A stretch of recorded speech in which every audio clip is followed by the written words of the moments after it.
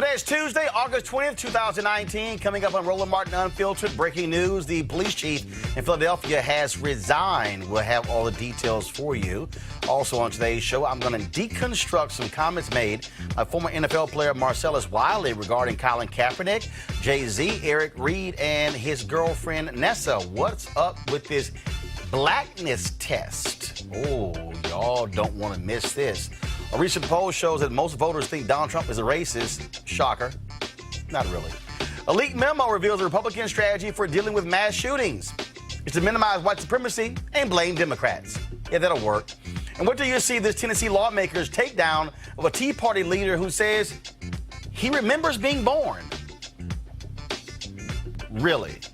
And in Mississippi, a white sheriff caught complaining that a Hispanic lawmaker is worse than a black person. Melick, that's your state.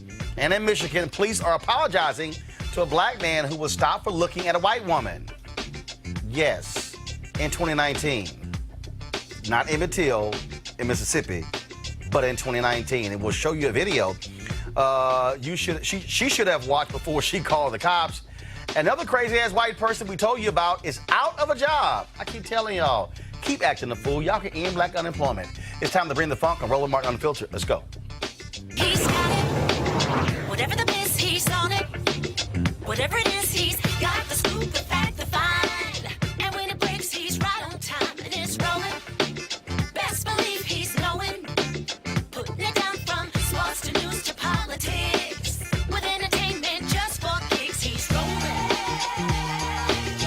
It's on go, y'all.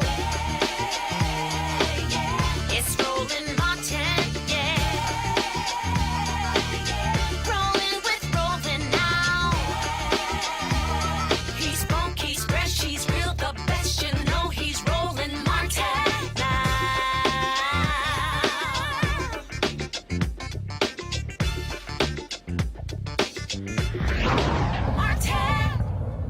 All right, folks, breaking news out of Philadelphia. The police chief in Philadelphia has resigned. Richard Ross Jr. Has resigned as police commissioner. This is a statement released a few moments ago, literally a few moments ago, by the mayor. Mayor Jim Kenney today accepted the resignation of police commissioner Richard Ross Jr. Mayor Kenney said, quote, "Today, Commissioner Ross tendered his resignation. I am disappointed because he's been a terrific asset to the police department and the city as a whole. New allegations of sexual harassment as well as gender and racial discrimination among the rank and file have recently been brought to my attention. While those allegations do not accuse Commissioner Ross of harassment, I do ultimately believe his resignation is in the best interest of the department." Ross, of course, has also been in the news as of late as a result of course, the shooting that recently took place in Philadelphia where 6 police officers were shot. Again, this is literally just coming down just moments ago. In Philadelphia. Richard Ross, an African-American, has been there, of course, leading that particular department for quite some time. And this was also a part of the comment from the mayor. "I do not believe the police department has taken the necessary actions to address the underlying cultural issues that too often negatively impact women, especially women of color." The mayor says, "I believe new leadership will help us continue to reform the department and show that racial, ethnic, and gender discrimination simply will not be tolerated." Deputy Commissioner Christine Coulter is going to become the acting commissioner as they look for a replacement. Ross, of course, has been with the department for the last 20 years. Actually, I'm sorry, the last 30 years. And he served as the first deputy for Charles Ramsey there. Talk about a change there. I want to go to my panel real quick here. Of course, joining us right now in studio on our panel today, George Jefferson Nuri, communication strategist, Melick Abdul, vice president, Black Conservative Federation, Kelly Bethea, communication strategist. Obviously, this is just coming down, but it's interesting that the mayor is saying that an African-American police chief can't be the one to lead the department in dealing with gender and racial issues, especially impacting women of color. Do you think he was accused of something? No, don't know. I mean, literally, no, don't know. Literally this, I got a text message, and this literally just came down no more than 20 minutes ago.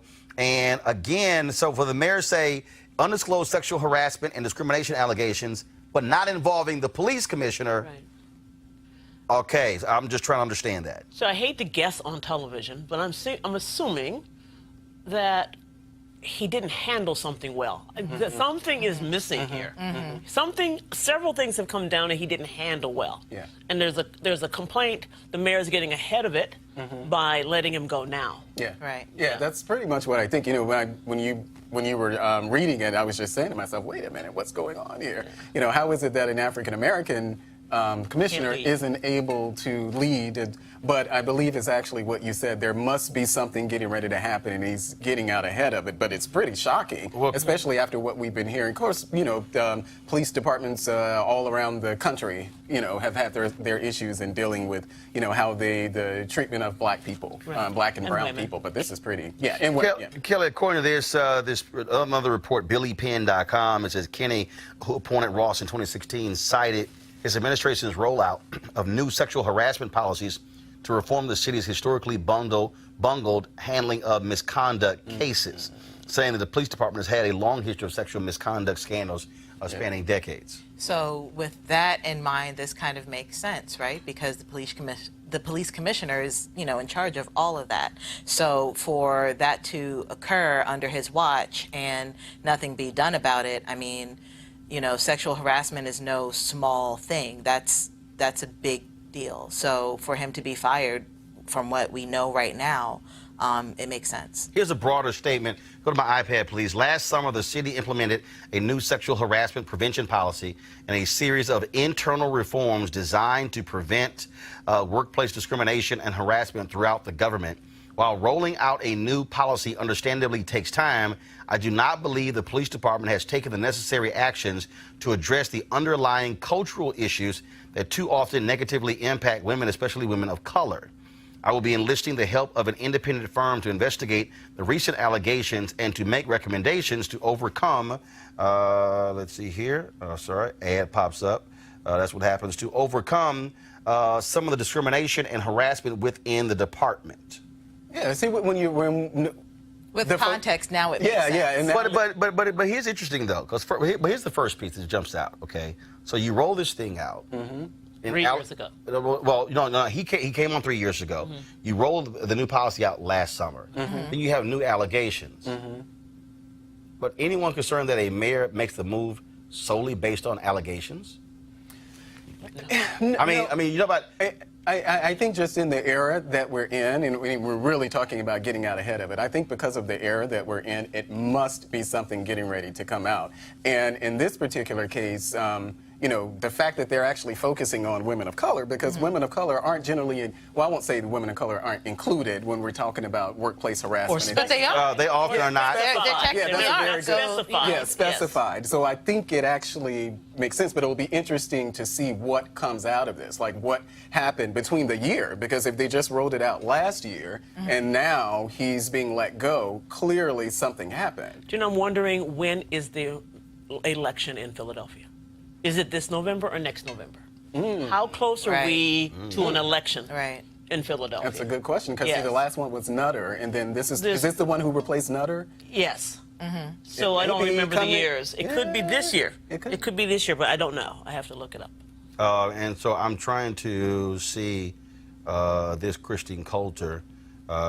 Is she black? Is that the deputy? The woman who's going to take his place. Yeah, be acting. Acting.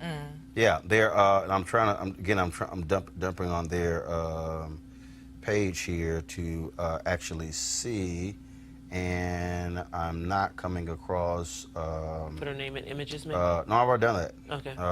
And even their particular webpage is not necessarily working. No, white female. Let's see here. Right. So this is a photo here of Coulter, who is on the left. So there are two deputy commissioners. One on the left is Christine Coulter, who is white, and the one on the black on the right is Robin Wimberly, who is African American. So again, breaking news out of Philadelphia: the police commissioner has been there 30 years. Has been the top job the last 3 years. Richard Ross Jr. Resigns in Philadelphia, and so as we get more details, we'll certainly let you know exactly what took place when it comes to Philadelphia. All right, folks, let's talk about this new study. A recent Quinnipiac poll showed show that 51% of voters say they think Donald Trump is a racist, 45% say they don't think so, and 5% don't know. Of course, the opinions follow party lines. 91% of Republicans say they do not think Trump is racist. Only 8% say they do. 86% of Democrats say he is racist, and 9% of do not. But this is the real issue. If you're a Republican and you like Donald Trump, independent voters, 56% say Trump is racist, compared with 38% who do not. Like it or not, Melik, that's a problem. You now have Donald Trump, of course, coming out today sounding like a damn fool, basically saying to American Jews, you're either dumb, stupid, or ignorant if you vote for Democrats. The comment that he actually made, folks, was pretty interesting, where he literally said, folks, that, matter of fact, I'm going to play this for y'all. This is the comment that he made earlier today in the Oval Office. Check this out. Well, they've been having these talks for hundreds of years, even under different names. So this was that was one of the comments that he was talking about Afghanistan. I'm going to find for you the comment that he made with regards to American Jews, and that, of course, is causing many of them to say, really? So he criticized, he basically challenges Jews by saying that they're either disloyal because of the whole issue. So check this out. So here's the comment right here with Donald Trump. Y'all gonna laugh at this one. I can't believe we're even having this conversation. Where has the Democratic Party gone? Where have they gone where they're defending these two people over the state of Israel? And I think any Jewish people that vote for a Democrat, I think it shows either a total lack of knowledge or great disloyalty. All right? Thank you very much. Now, remember, they criticized Congresswoman Ilhan Omar earlier this year when she was talking about this whole issue of being loyal to having two interests, America and Israel. But now you have Donald Trump who's saying to American Jews, oh, you need to be loyal to Israel, as if that's the only issue that American Jews care about is what happens to Israel. 80% of American Jews do not like Donald Trump. They do not vote for Republicans. There's a reason. And to say that they are disloyal, to say that they aren't smart because they won't vote for him, there might be a reason why. Because he's not smart.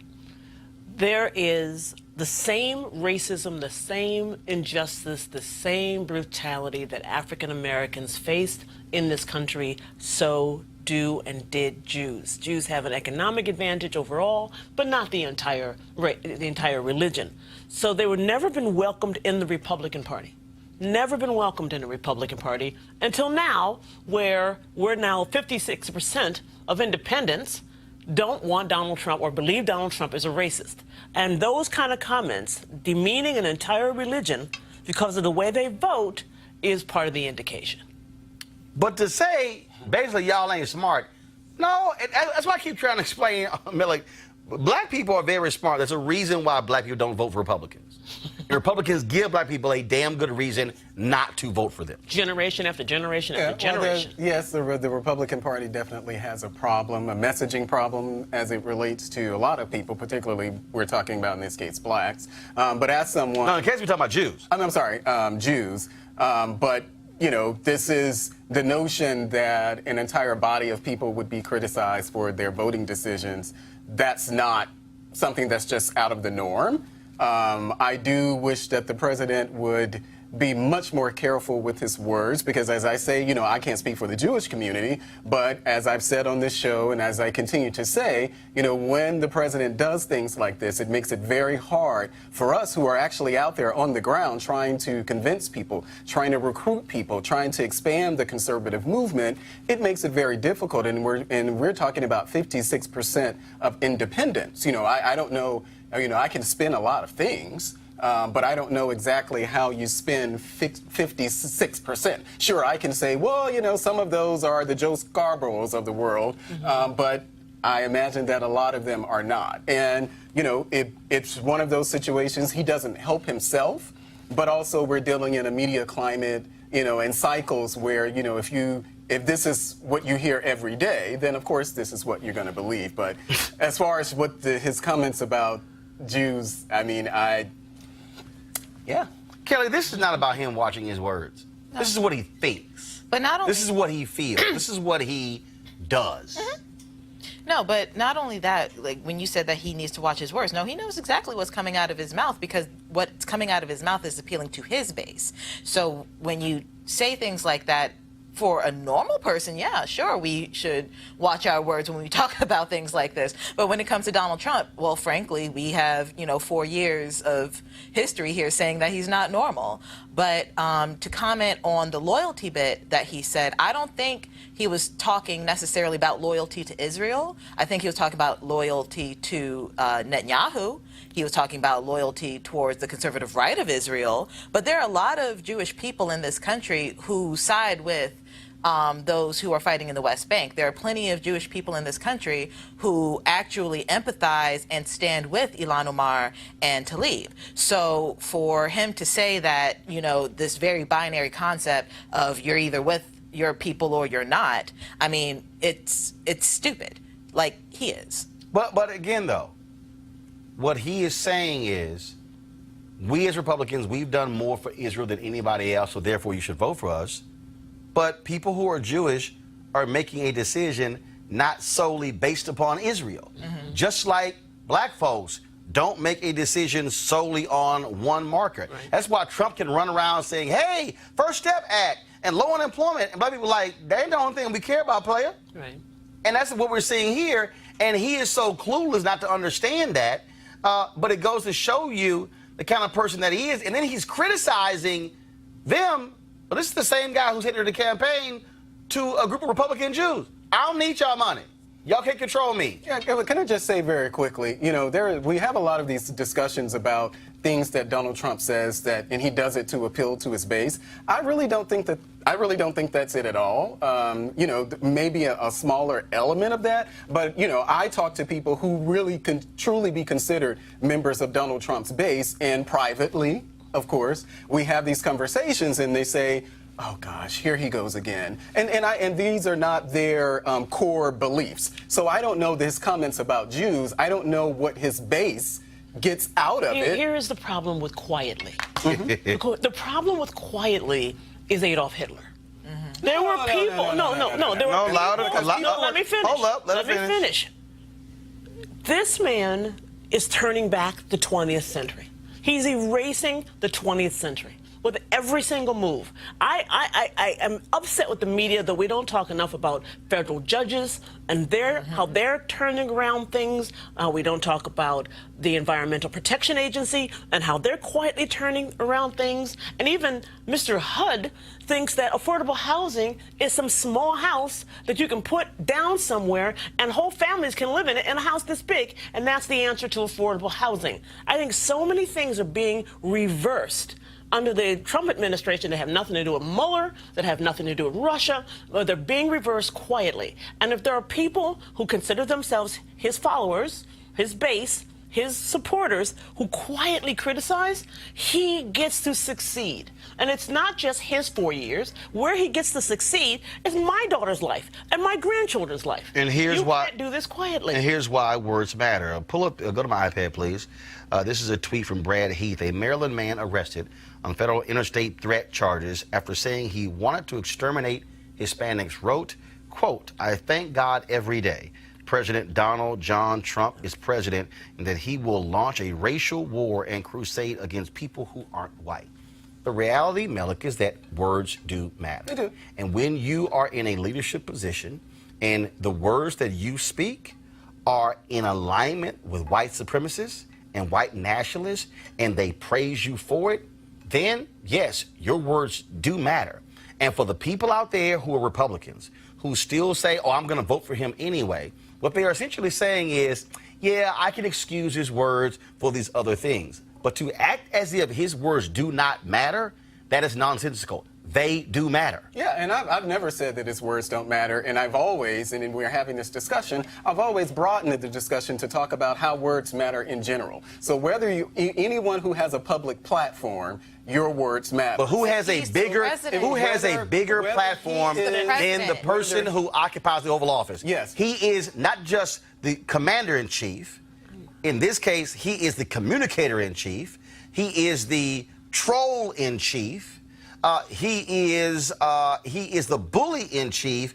He occupies the largest voice in the world. Yeah, and so again, I go, and this is just something that I've repeated time and time again. The notion that somehow, I think when we do that, when we say, well, because he's president, so that's why we should focus on what he says, it absolves us of any responsibility. Not true. Not true. We're not saying that. But no one is saying that. But you're saying that, well, he has the biggest platform. What I am saying is that, and that's valid. What I am saying is that when you occupy the Oval Office, your words, and we've already seen this, his words about the economy could cause an immediate shift upwards or downwards in the stock market. Absolutely. His words could immediately cause foreign capitals all across the world to change their focus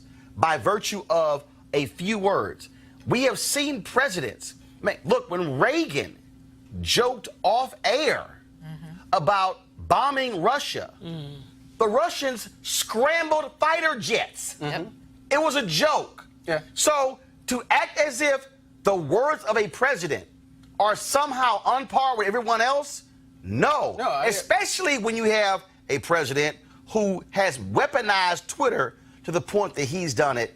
That's a different situation. Well, I don't think that his words are, I think his words carry a greater weight. But my point is, when I have this discussion, because all of this is, this centered around this climate that we're in. We're always talking about the climate that we're in, and I talk about the things that contribute to that climate. To your point about, Hitler, I reject all Hitler, slavery, comparisons at all. But the reason that people aren't public in their criticism of Donald Trump are the reasons that they're not public in their criticisms of any politician, whether it was Barack Obama's, whether, people who said, well, behind the scenes, I may not agree with this or that, and they don't publicly come out. I think it was the Congressional Black Caucus, they got their butt slapped when and I can't remember what the issue was, but they kind of came out and criticized Obama, but they got a backlash from that. And so I think the notion They got a backlash from the people who supported Obama.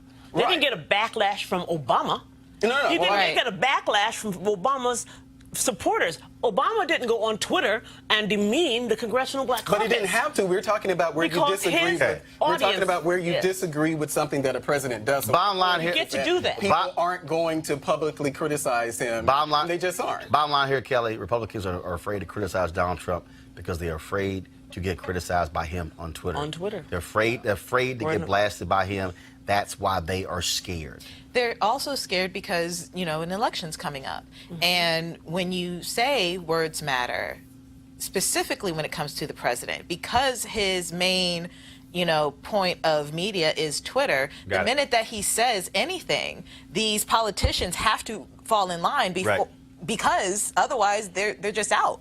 That's exactly the case. And so the bottom line is, can't wait to see how Jewish Americans respond to this latest nonsense from Donald Trump. All right, folks, you have to see this brilliant takedown of a Tennessee Tea Party leader, Hal Rounds, by Tennessee State Senator Katrina Robinson on the issue of when life begins. Rounds, by the way, y'all, he actually said he remembers when he was actually born. I have a conceptual memory of being born. That sounds ridiculous. I didn't come out of the womb and say, oh my gosh, there's a fluorescent light and it was made by Sylvania. No.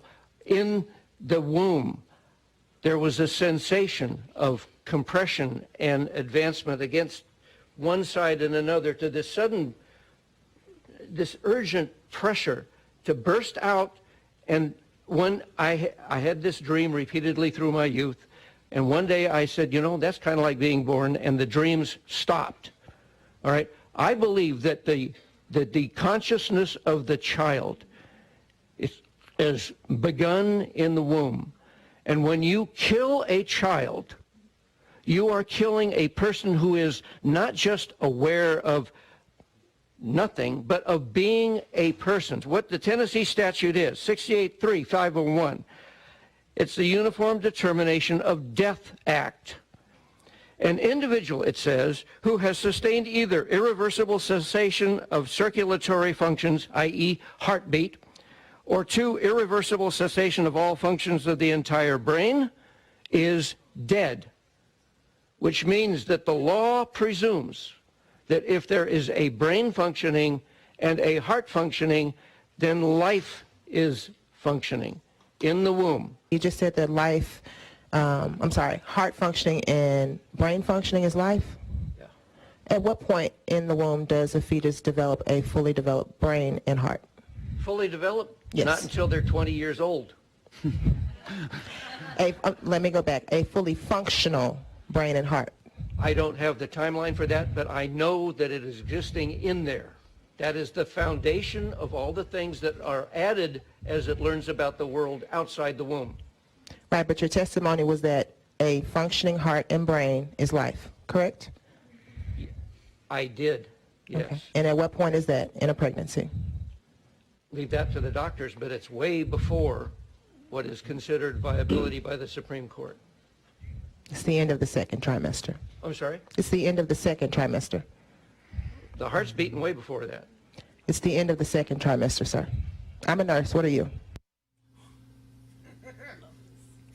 Well, That's the collection plate. that's right.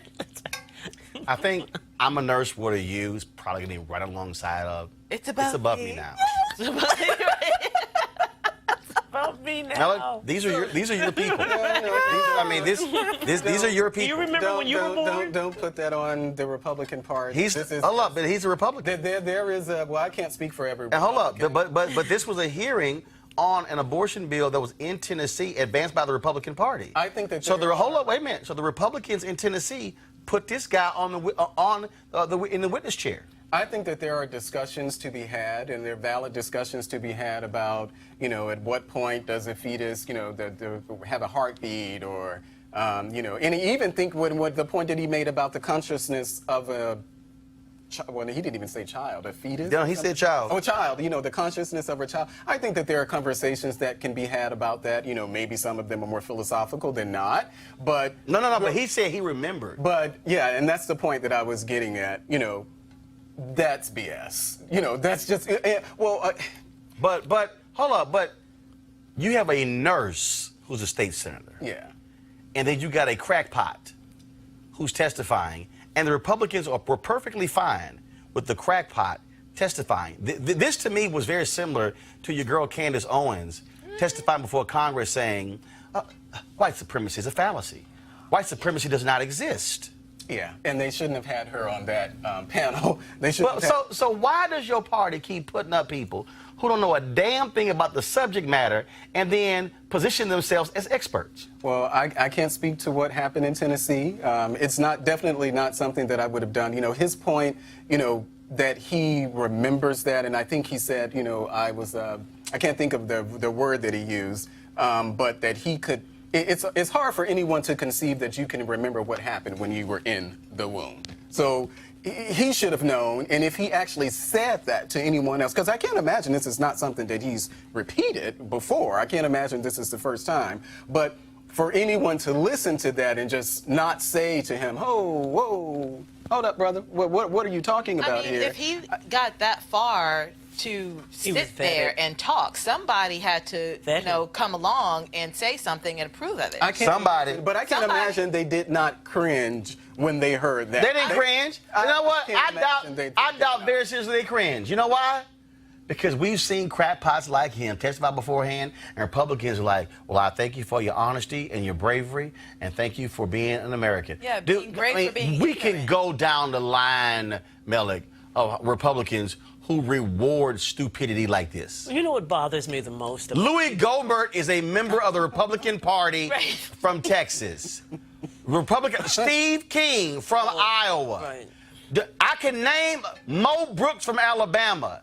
That dude is probably smarter than those three. Oh. And they're all Republicans in Congress. Joy, go ahead before I close What bothers me out. most about people who are anti-abortion, because they have heartbeats and brains and all of this, okay? What bothers me the most is the heartbeat, the brain, the function, the human of it doesn't stop them from supporting the death penalty. It is a horrible contradiction. If life is precious, then if somebody does something and the legal system convicts them, we put them in prison as humans ought to. Right. We don't kill other humans. So if your position is you don't kill other humans, and I am a pro-abortion person. I think it's a woman's choice. Her choice. I'm glad I was never faced with it. But I think it's her choice. She has to raise that child.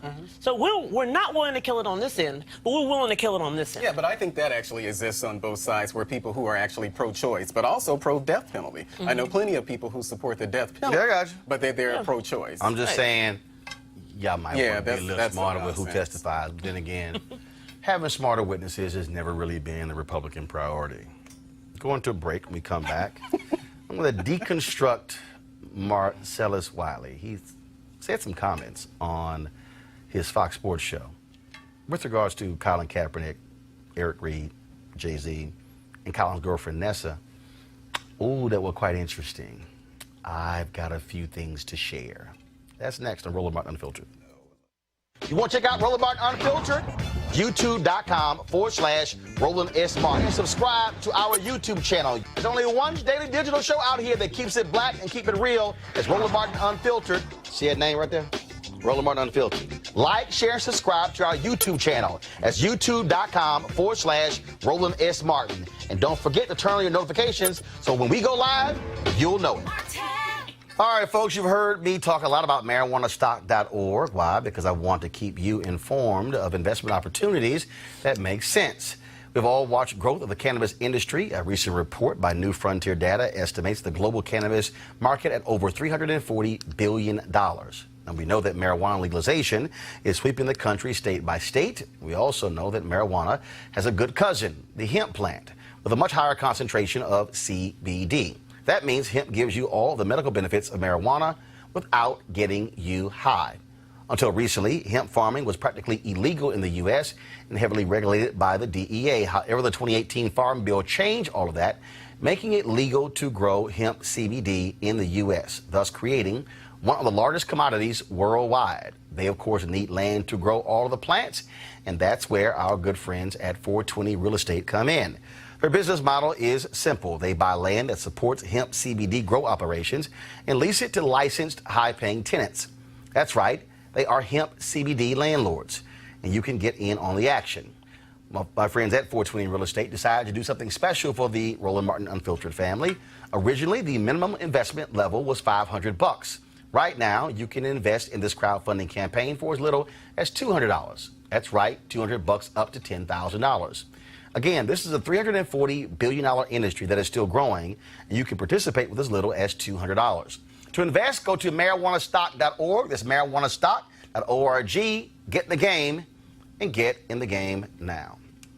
All right, folks. Now, y'all know here on Roland Martin Unfiltered, we do something called the deconstruction of different things. We have in the past deconstructed Kanye West, his nutty news conference that took place in the Oval Office. We have deconstructed the nuttiness of Candace Owens and so many others. And so this morning I saw a video that took place yesterday from a show on Fox Sports, their cable network. And it was the show that has Marcellus Wiley and Jason Whitlock and Jim Jackson. Jackson, former NBA star, and Marcellus Wiley, former NFL star, and Jason Whitlock, who never played professional ball.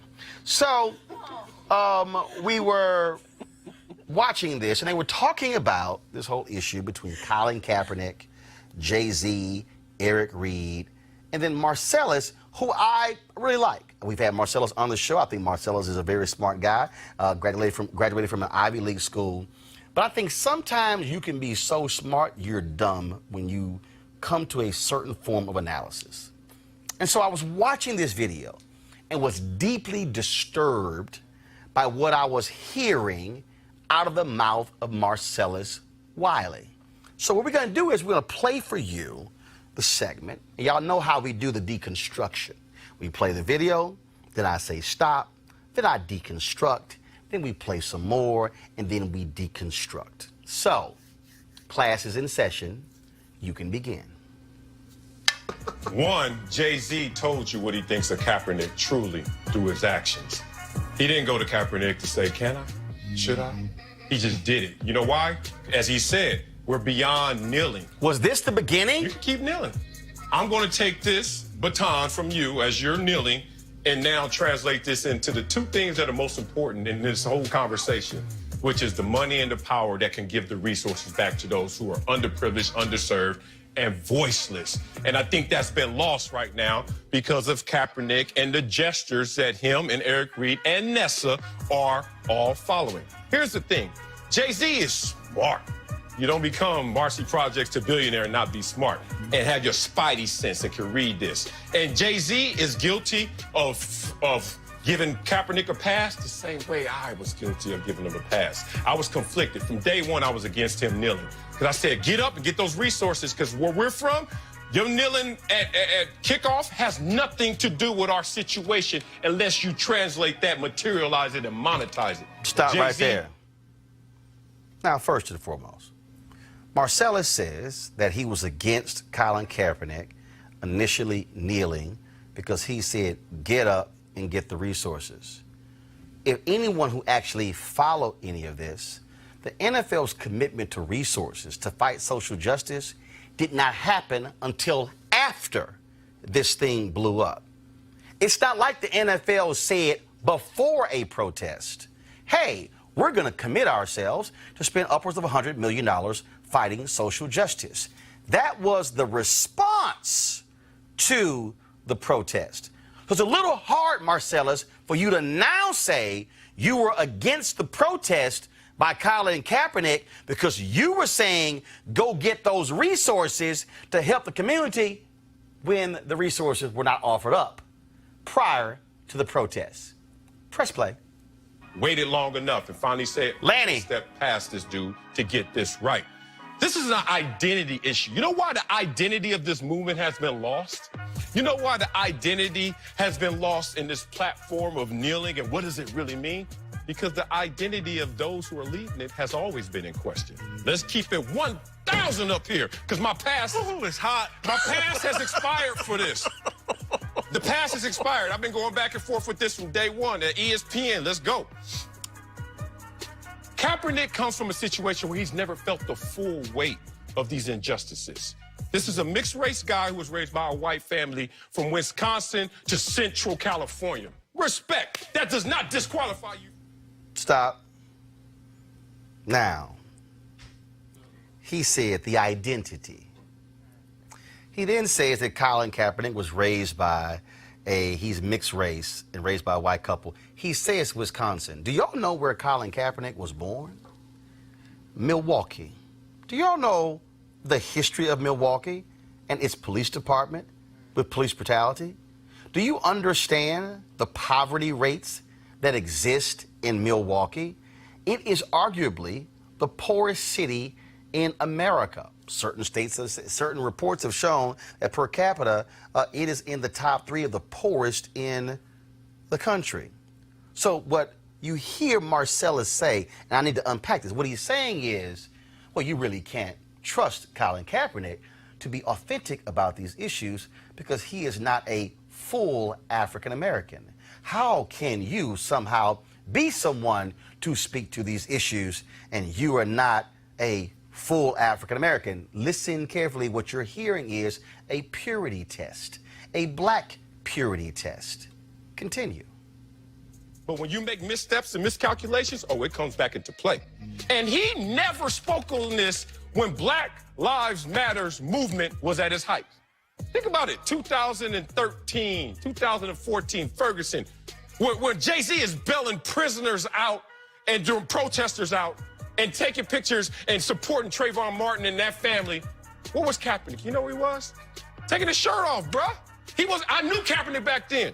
He was never talking about this. He meets Nessa 2015, all of a sudden 2016 he gets benched. Flip-flop. Not mad, that still doesn't disqualify you. But Nessa comes into play now. And we all know Nessa. Respect to her and her ethnicity, but it's not black. Okay? So now we got two leaders who don't... So Marcellus then lays out who's not black. Then what he says is, oh, no, you didn't care about these issues. You didn't care about them until your girlfriend came along. Well, first of all, Marcellus, do your homework. Colin Kaepernick has stated that it was the shooting of a black man in San Francisco in 2015 that touched him deeply and caused him to rethink these very issues.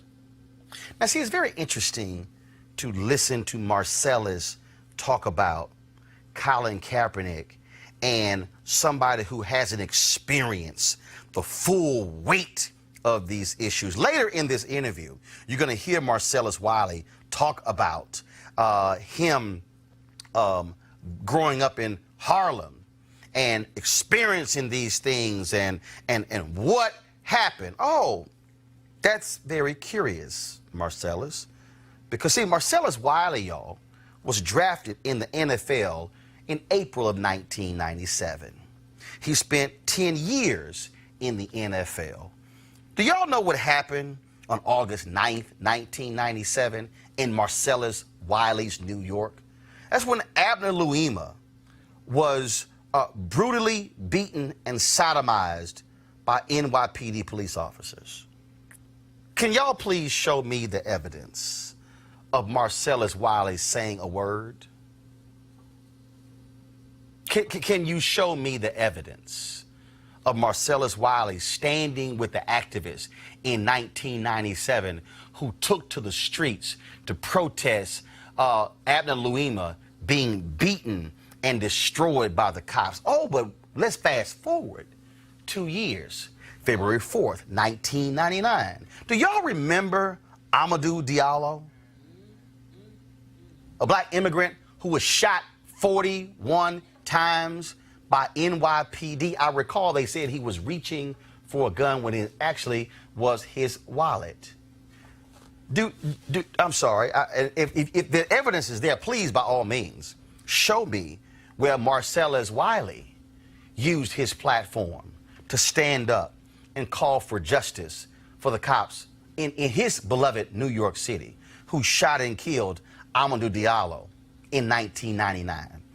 By all means, advance to November 25th, 2006, the final year, in fact, the final 2 months of Marcellus Wiley's career, when Sean Bell was gunned down, shot 50 times by numerous NYPD officers. Your career was at its end, Marcellus. You had nothing to lose. You could have stood up and used your voice to call out those NYPD officers. Now, again, if the evidence is there, if the data is there where you actually did these things, by all means, put it up or shut it up.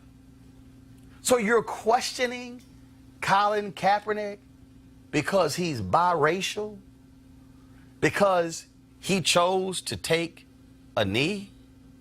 I do recall another young brother who is biracial, who spoke about the injustices in our society. Do y'all recall this moment happening at the BET Awards?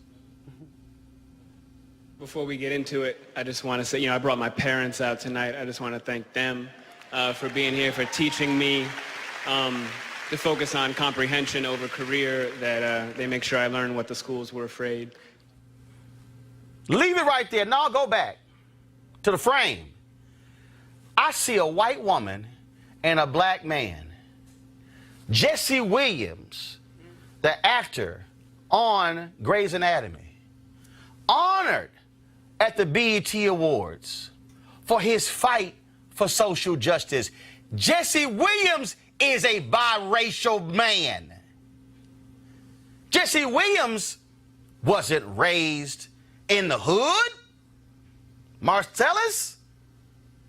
So are we now saying that if you are biracial, You can't speak to any of these issues? Are we saying that somehow that you have not experienced the full weight of police brutality and the full weight of injustice and the full weight of police officers, then somehow you cannot speak to these issues? Okay, Marcellus, I'm a black man who grew up in Clinton Park in Houston, Texas. Mama's black, daddy's black. Did I experience the full weight of police brutality? No. I've never been in the back seat of a police car except the one that was actually at the mall when they had some sign up and I sat in the back. I've never been in a situation. I have never been thrown against a car. I've never been held under duress. I've never had handcuffs on me. But there's no way in hell you can tell me I can't speak to these issues as if it never existed in my community.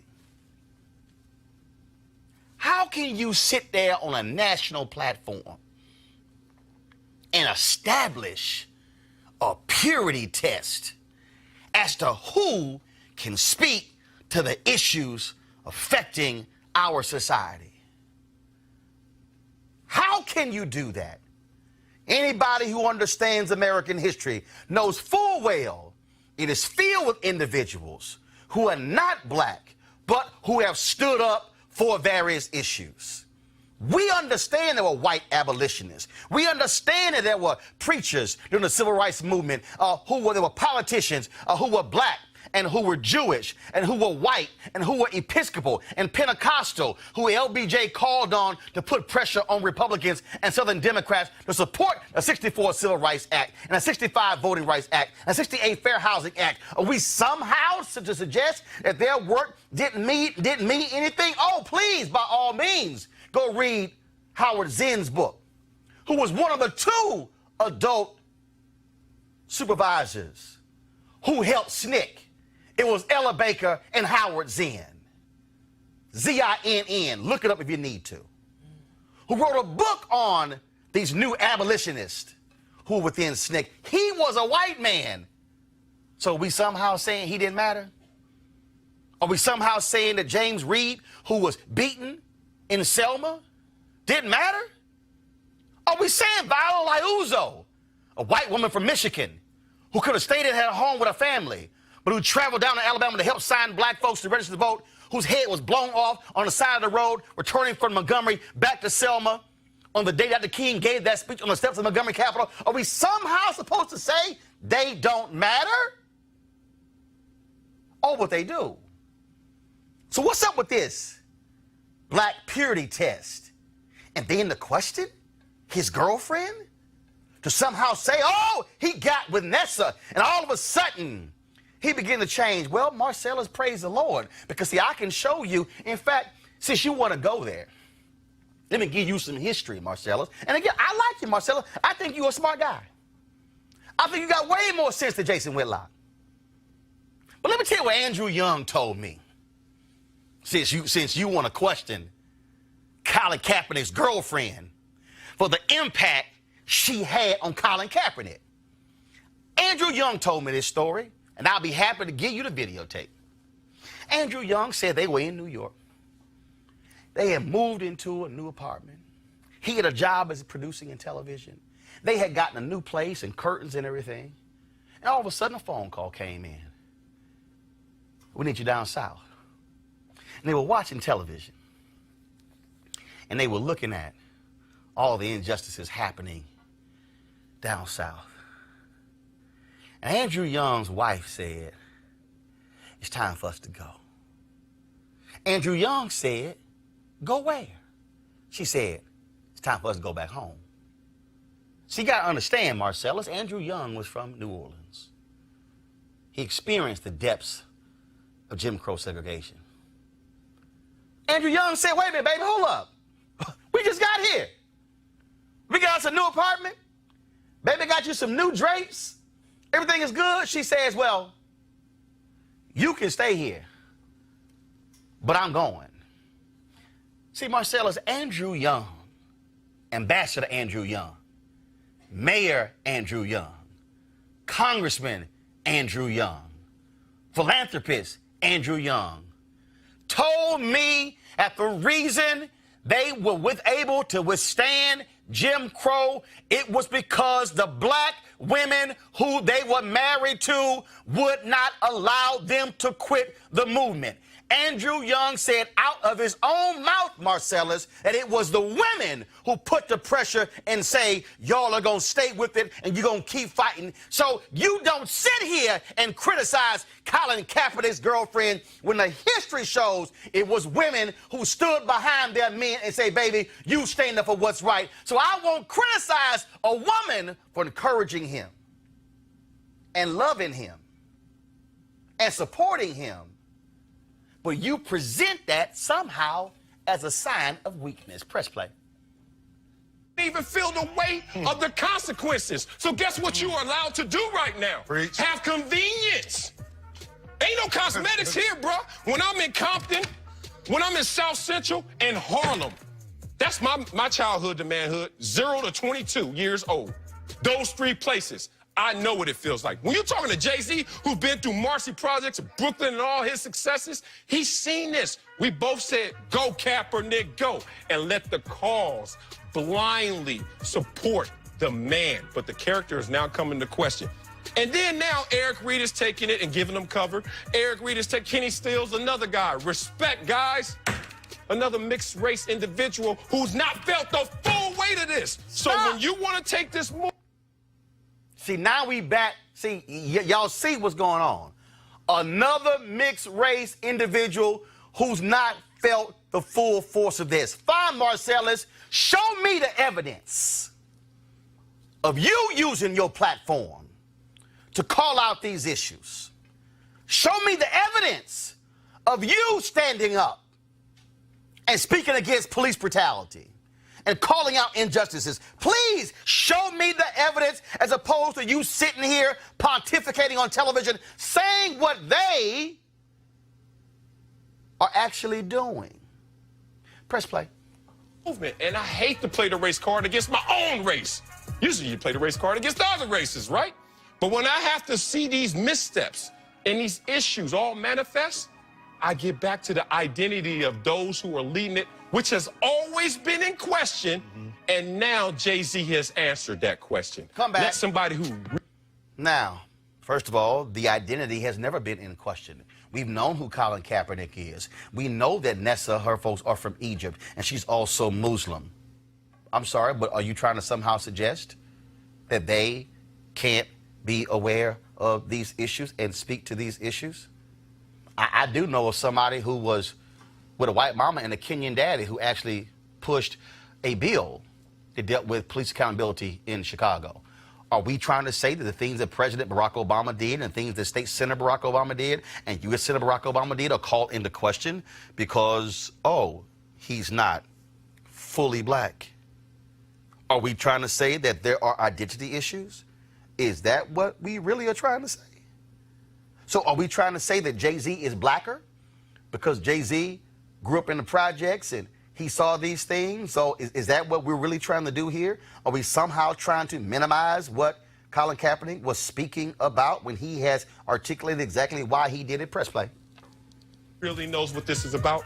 Handle this. We can't have a conversation on this. Colin is not versed well enough in this subject. He never lived it, so therefore you have to study it. He's not well informed enough where these PhDs who are on ground level say, Colin, we've tried to meet with you. He does his own thing. He goes to the beat of Nessa's drum. Respect, brother. But then Jay-Z is sitting there saying, I want to handle this, man. And stop with this whole divide and conquer. This whole, oh, these two brothers going at it. Y'all some simple-minded fools. Come back. All black. Well, what the hell are you? You literally are describing yourself because that's exactly what you're doing with the commentary.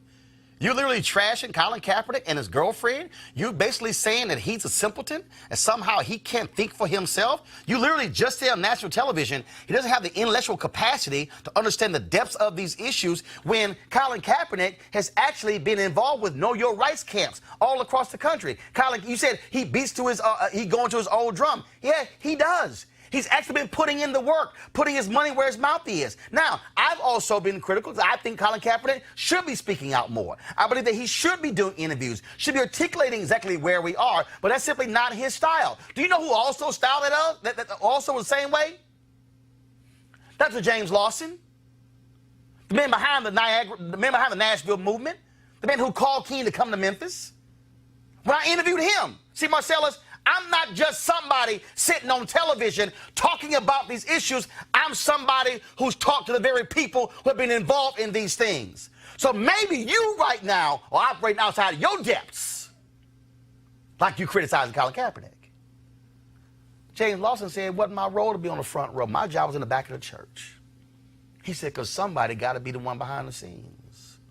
But see, when you try to minimize what somebody is doing, by taking a shot at his girlfriend, it really speaks to you and your actual view. Press play.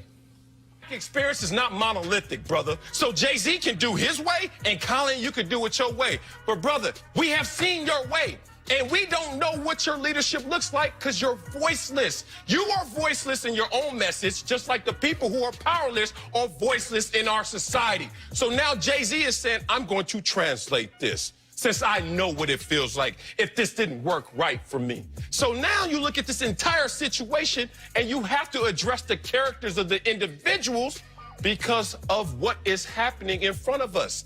These guys have misled. And I gave him a pass just like you. I knew Colin when he was all the way up. And he wasn't thinking about this. And then when it first happened, I said, oh, my homeboys told me, and people in the organization, he's pouting. You remember day one, he was just sitting there? He wasn't kneeling. And then they told him, kneel at least in respect. And he did that. Come back. Then all of a sudden, see right there. See, what I really can't stand is when you present an argument and then you really have no facts to actually back it up. He was pouting. No, he actually was sitting. And it was a special forces member of the military, Nate Boyer, who went to him and said, sitting is actually disrespectful. You should take a knee. What ended up happening? Do y'all recall it was Nate who stood behind Colin Kaepernick as he took a knee? See, Marcellus is wrong. Colin Kaepernick was engaged in a quiet protest. It was an NFL reporter who actually saw him in successive games sitting on the bench and went to him and asked him, why are you sitting? Then Colin Kaepernick said exactly why he was sitting. He wasn't pouting. We now know why he was actually doing it. So Marcellus, why are you presenting a factually incorrect understanding of what Colin Kaepernick was doing? Roll it. the boat got in the water, and that's where we've been for 3 years. One more thing, and I ain't done. And please add my name to this list of sellouts that goes like this: Jay-Z, Big Boy, Travis Scott, Malcolm Jenkins. Put my name on that list if you want to, because you know what this is? This cause has turned into a validation and a credit for Colin Kaepernick and Nessa's blackness. And let me tell you, you had your past, and your past has now expired. Jay-Z, do you, as you always handle it, stay above the fray and just make this about action. Just make this about action? Well, what has Colin Kaepernick been doing while you have only been talking? Also, Nate Boyer spoke about this very issue in terms of what happened. This was on HBO Real Sports. Here, we go to my iPad. We sort of came to a middle ground where he would take a knee alongside his teammates. Soldiers take a knee in front of a fallen brother's grave, to show respect. When we're on a patrol, and we go into a security halt, we take a knee and we pull security. Was he receptive? Very receptive. He said, I think that would be really powerful. And, he asked me to do it with him, and I said, look, I'll stand next to you. I got to stand, though. I got to stand with my hand on my heart. That's just what I do and where I'm from. You got called a lot of names. I got called a lot of things from both sides. I was told I was a disgrace to the Green Beret. That hurts, it really does. But then I also had a lot of people in the military say, I think you're on to something.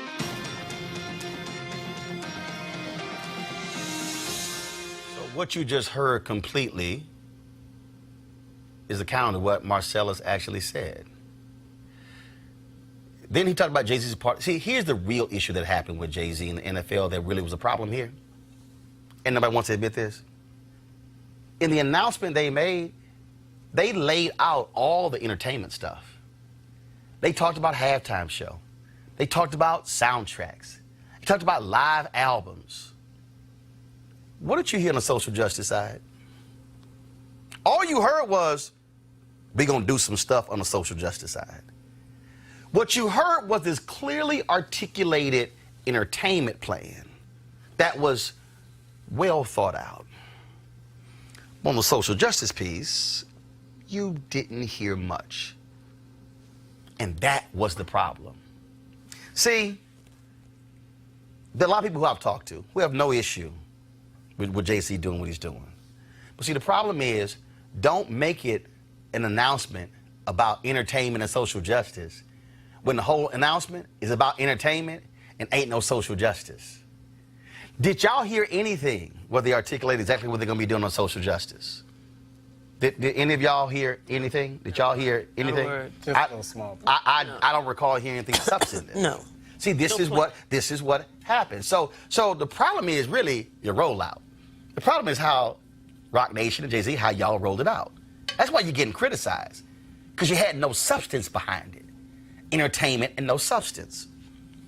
But to sit here and demean Colin Kaepernick and call him essentially a lackey, and by saying him and his girlfriend are earning their black card, Colin Kaepernick is a black man. He's biracial. So are we now to call the black card of Jesse Williams? Are we now to question the black card of Halle Berry? Are we now to question the black card of any brother or sister who's biracial?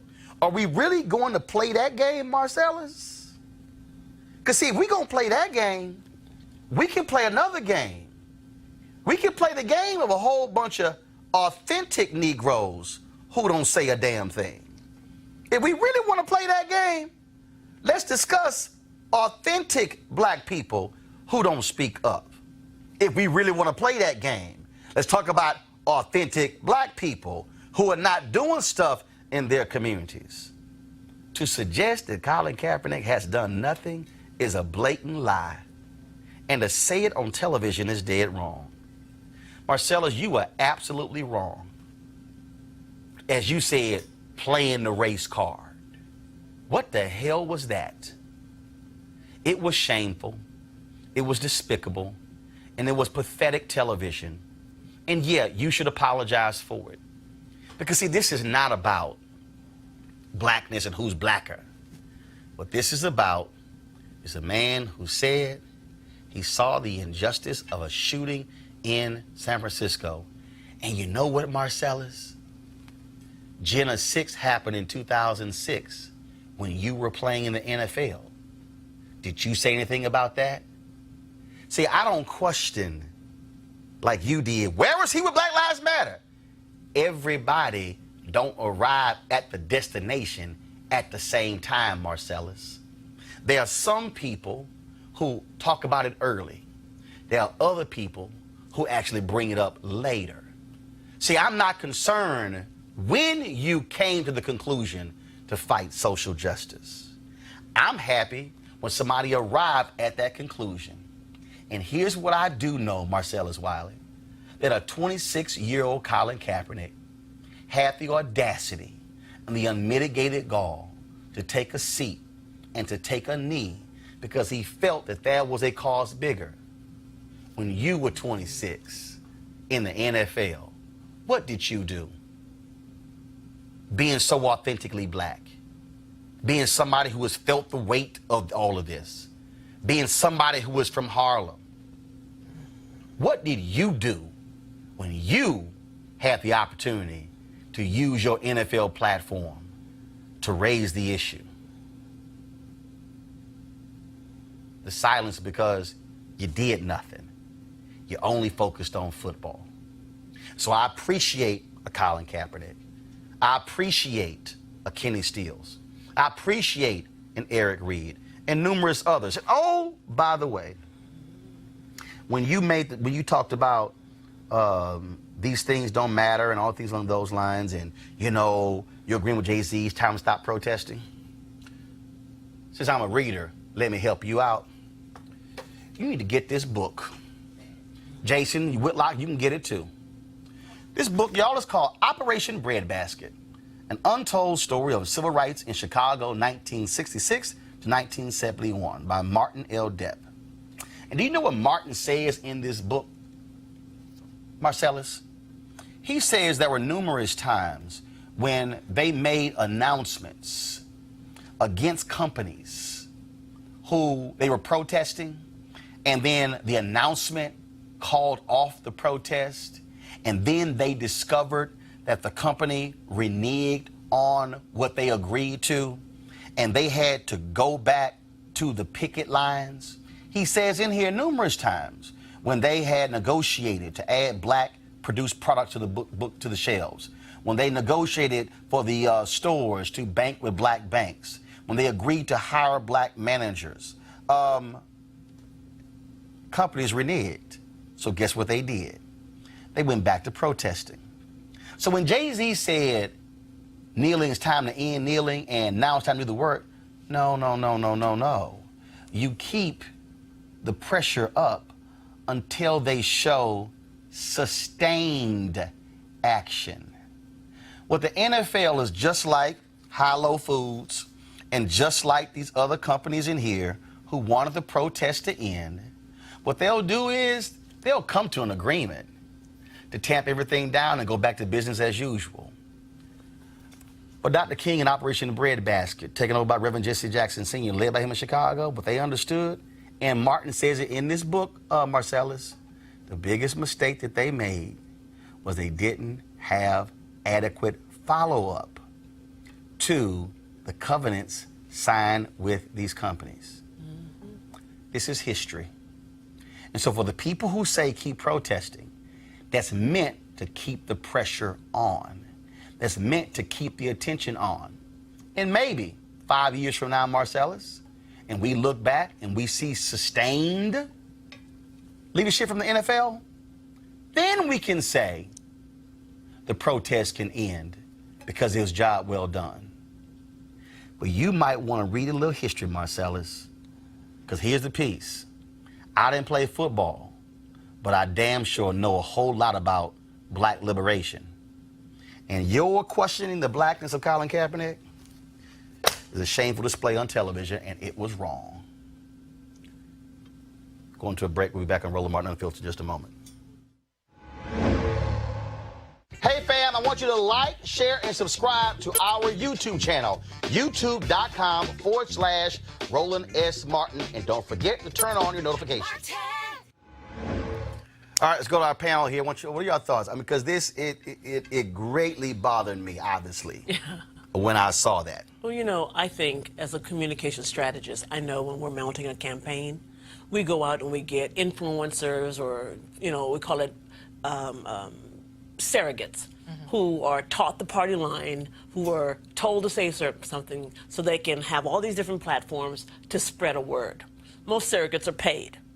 And so I can't prove that Marcellus is being paid, but he went on a tyrant that I'm not even sure why Fox Sports let him go on that long unless there was some sort of, I just don't believe that wasn't part of a deliberate messaging. No, look, on that show, he has his opinions. Jason Whitlock has their opinions, and that's fine. Oh, also on the show, Jason Whitlock gave credit to the NFL Players Coalition for passing a bill in Pennsylvania dealing with criminal justice reform.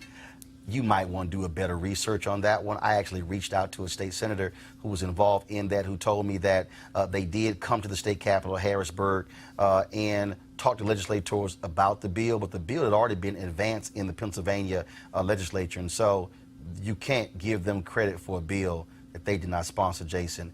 That's what happens when you're a journalist. You make phone calls and check facts. Melik? You know, that's a lot to unpack. I'll try to be brief about it. One of the things that you focused on is the identity question, the purity question. And this is something that I've always rejected, you know, and as someone, as a Republican, as a black conservative, I'm always subject to the purity test. And which is why I always push back on it. You said something else about the number of white people who have been fighting with us. And gave their lives. And gave their lives. This is part of the reason why I'm reluctant to always lump white people together. So so when people say, well, you don't criticize white people, I can criticize a white person who does certain things, but I don't lump all of them together. The thing about the protest, and this is, and I just, and I listened to what you were saying, from what I remember about how the protest began, it wasn't about what the NFL wasn't doing. Yes. It was about Society. Right. And so to that point about the NFL, I think now the conversation has kind of shifted to what is the NFL's role in this, which is great, but I was one of the ones, I never really supported the kneeling in the beginning. Still don't now. That's just not something that I supported. But I was also, at the same time, critical of Jay-Z, not because of black man getting money, because that's what everybody was saying. Hey, this is a black man getting money, this is a wonderful thing. Where I was critical of is what you said, Roland, how he went about actually doing that. So he could have very well, when the rumors, if you will, were about how he counseled Travis Scott, in what we all thought that was actually part of the protest. When he was saying, no, don't do that. We thought that was part of the protest, but then he comes out and says, well, no, I was just saying that don't play second fiddle. Well, you should have said that then. So if that was a deal, you could have publicly said, Travis Scott, don't do it because you playing second fiddle. Which is not controversial. Right. But now is that... But you did say that, and I'll close it up. And the other thing and you asked about the social justice aspect. So I went and looked. What as part of the deal, it's definitely focused on entertainment. The social justice aspect, at least from what I was able to find out, is that the proceeds from the CD because they have this thing now where Jay-Z is going to be able to choose certain artists to be part of this compilation that are supposed to be good for, uplifting and... We are the world. I was about to say that. NFL, we are the world. NFL, we are the world. And the proceeds from that CD, that is the only social justice component. And it's going to go towards the thing that the players and NFLs have actually agreed upon with their Inspire Change initiative that I think they just launched in January. So the proceeds are going to go towards that. As far as I've been able to tell, that's the only social justice aspect. And I was reading on the way here that there are now reports. There are reports that Jay-Z is going to have ownership. No, hold on. No, first of all, I saw that report, sourcing, weak as hell. Yeah. Secondly, it came out 48 hours after the initial press conference. Talking about the Steelers? No. Yeah. What we call in media, that's that bullshit right there. Right. I don't believe it for a second. And again, if it was legitimate, it should have made it part of the announcement. But it's still 5%. But here's the piece, though. And also, for those of us who, first of all, there are minority owners in the NFL. Houston Texans, Kirby John Caldwell is one of the minority owners of the Houston Texans. Oh, wow. Okay. In the 80s, Peter Bino was one of the minority owners of the Denver Nuggets. There have been African Americans. Right now, there's a group of several African Americans, James J.B. Brown and several others are minority owners of the Washington Nationals. Okay. Because there are requirements in Major League Baseball that you have to have a percentage of your owners have a minority stake. And so I'm not dismissing even 5%, but let's just be real clear. A 5% stake ain't a majority stake. It's still 5%. And so, but again, so let's just not sit here and play this cute little game. And the bottom line is this here. Fine, I have no issue if Jay-Z wants the entertainment stuff. The problem was that there was virtually nothing on the social justice side. And that's where there's a criticism. And Kelly, the issue that I have again, and the reason I did that whole deconstruction, because it offended me to listen to a black man on a network literally issue a black purity test. It was disgusting to hear and to experience, but also the fact that he's perpetuating basically the Willie Lynch letter in 2019, it's crazy to me because he has, like Roland said, he has done nothing. I didn't know who Wiley. And he may have done some things since his playing days are over But the difference is, He didn't here was risk his somebody career. who was playing. But here's the thing, but even if he's doing that now, it would still be quote unquote behind the scenes, which apparently he's not very much of a proponent of, Right. because that's basically what Colin Kaepernick is doing right now, because that's his Right. MO. And he Right. didn't So risk his because career. Colin is not out there doing interviews and hollering me, the reality is, y'all go to my iPad. Paper Magazine. Colin Kaepernick curated an entire issue all about their Know Your Rights camp. Just so y'all know, here are some of the people who were involved. The Exonerated Five. Here's somebody else who was involved. Taraji P. Henson. Here is Angela Davis. Here is, right here, Taraji and Janine. Again, right here is his girlfriend Nessa. Right here, you have Eric Reed. Right here, you have India Moore. All of them, I'm sorry, I skipped over. You got Byron Stevenson. Right here, Ava DuVernay. Right here, you've got Yara Shahidi. All of them who have been working with him with his Know Your Rights campaign, which has been about teaching black and brown boys to know your rights. So when the cops roll up on you, you know exactly what your rights are. And if we need to pull that video out of that brother in Chicago who jammed up that cop who tried to ask a young brother for his ID. He's like, no, you ain't got to give me your ID, because he knew his rights. And so you got black men now who know their rights, who can challenge police officers, all because of the camps of Colin Kaepernick. So, bro, don't try to tell me Colin not doing anything, because that's some other bullshit. Kelly, go ahead. Yeah, I just want to also make a note of how insulting it was as a woman for him to demean Nessa's role in Colin Kaepernick's progressive viewpoints nowadays. Like, women are the backbone of every movement that actually is successful. And most households. Most households. Pick something that a woman hasn't done that hasn't perpetuated something positive in the society. You know, and you know, not to be insulting to his wife, but maybe if his wife was a little bit like Nessa, maybe something would have happened regarding movements in New York with the three young slain that you named. You know, it's just, I'm tired of the misogynoir. Right. I'm tired of it. Oh, yeah, he only doing it because his girlfriend Nessa, because she making him do it. Dog, really? Really? As an Egyptian, as a Muslim woman, she got a tale to tell in this story. And How is she less black than anybody in this country? But you all know that we have Exactly. this conversation about this blackness question. We had it about Obama, even after Jesse Williams. I don't know. I think he married a white woman or something. No. That was different. Jesse Williams married a black woman. They got divorced. There were some people who were critical of him because he was dating a white woman, but his current girlfriend is black. but we now, y'all know on this show, test I all don't the give a time. damn about who your ass date, married. We focus on issues, but those are facts. Go. Yeah, but my point is that we have these sort of discussions all the time, because for some people, Obama wasn't black enough. We're having it now with Kamala Harris. You know, she's not black enough, and this whole ADOS movement. You know, it's really something, and I don't know if this will ever end, but we continue to have this blackness question. Because you know what? And Can you ever question Harry Belafonte's blackness or Harry commitment to Belafonte. the race? Never, ever. No, I'm just not even. Hero. No, his folks from Jamaica. We need to stop it. We're gonna stop this. But also, I'm not gonna play this game to somehow. Oh, it's only because of his girlfriend. Right. Yo, guess what? He got a brain. Let me just be real clear, Marcellus. It's a whole bunch of brothers out there who ain't voted. And look, Colin and I, we disagree because Colin said he didn't vote in 2016. I got a problem with that. There's a whole bunch of brothers who ain't done a damn thing until a woman made them. Until a mama made them. And what's your wife? Until a aunt made them. Right. What's your wife? Until a making you niece do? made them. Lifted them up. Until a cousin named them. So what? We now gonna say, oh, you only doing it because your girlfriend.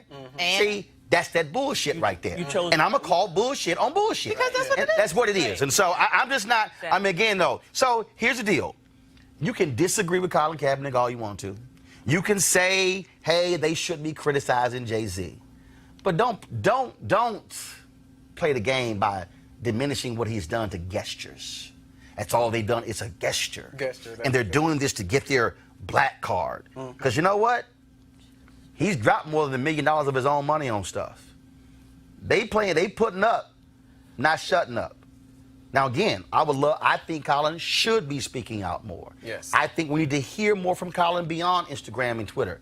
But And brother, the handbook. if that's how he wants to communicate, that's on him. But he's doing the work, Marcellus, and really, you really owed him an apology for that commentary you did. And what you say, I'm keeping it real, or going all the way, or whatever. This is what happens when you do. You get a proper deconstruction. And guess what?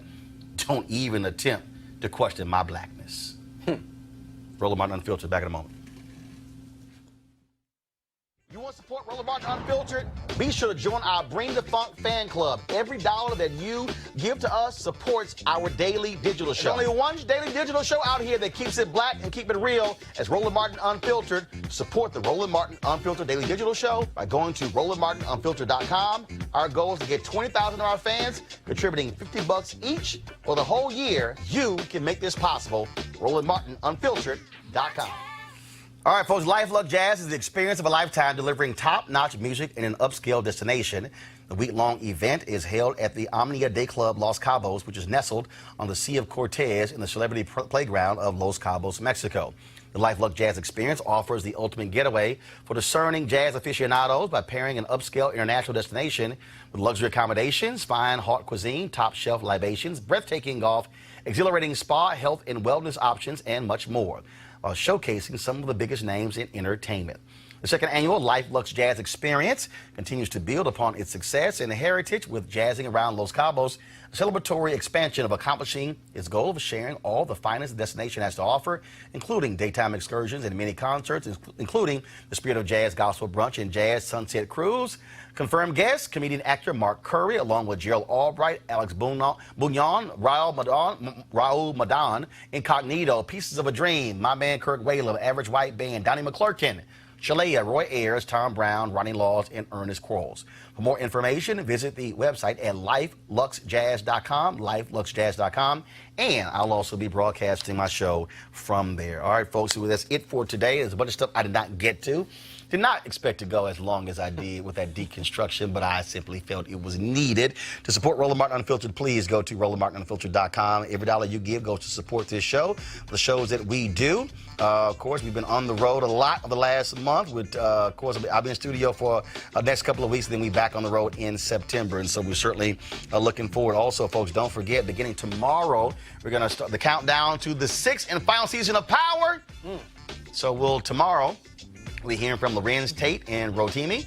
Thursday, Joseph Sikora, and then my 1-hour interview, my frat brother Omari Hart, will be taking place on Friday. So we got a special edition of Roland Martin Unfiltered for you. And so that's how we do it, folks, right here. And so I want to thank our panel, Kelly, Malik, and Joy. Thanks a lot. I'll see you guys on tomorrow. Holla! Peace.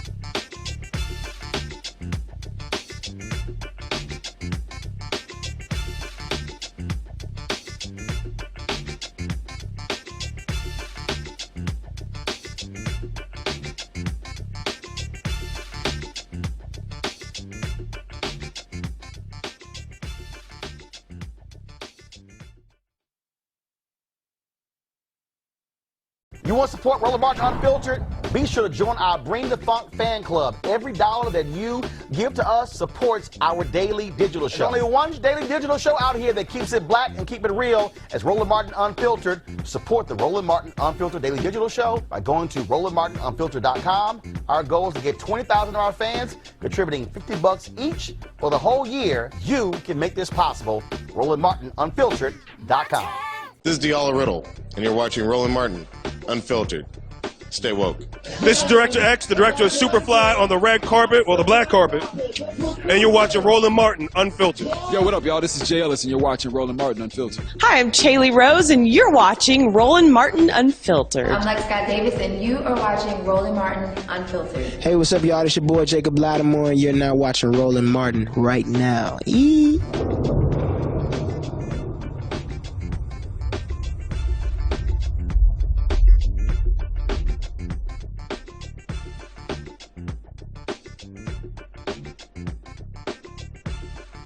You want to check out Roland Martin Unfiltered?